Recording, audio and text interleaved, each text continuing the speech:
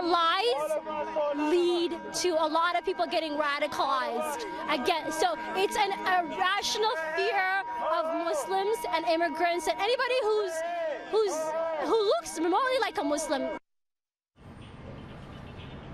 That was one of the protesters who greeted controversial American activist and commentator Pam Geller.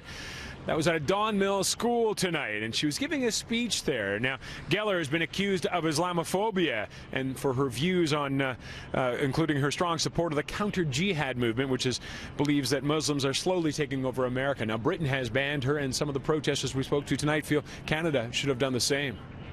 We're saying this kind of hatred leads some people to attack other people. So it's not just speech, it leads to incitement, it leads to radicalization, and we're asking the government to do more because we're a multicultural society, and if we're saying that we're a democracy, we shouldn't allow these figures. They're radical, they're fringe, but unfortunately they're becoming more and more mainstream.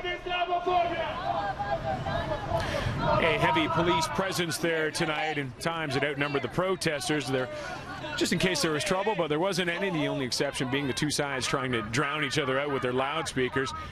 Now, as for the speech itself, we and other media were not allowed in, but it is likely Geller stuck to her views. She has been quoted that she has no problem with Islam, but has a problem with political Islam.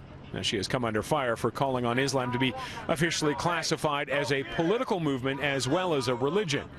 And one man who was going in to hear Geller dismissed the protester, saying she is just promoting awareness of her ideology. I think it's important for us to get as much information under our belt as possible so that when we're engaged in a conversation, we can actually present facts and logic as opposed to just rhetoric and emotional blabbering.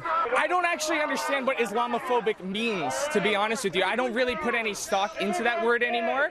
So when they can define it in a more clear and upfront way, then maybe I'll put some weight into it.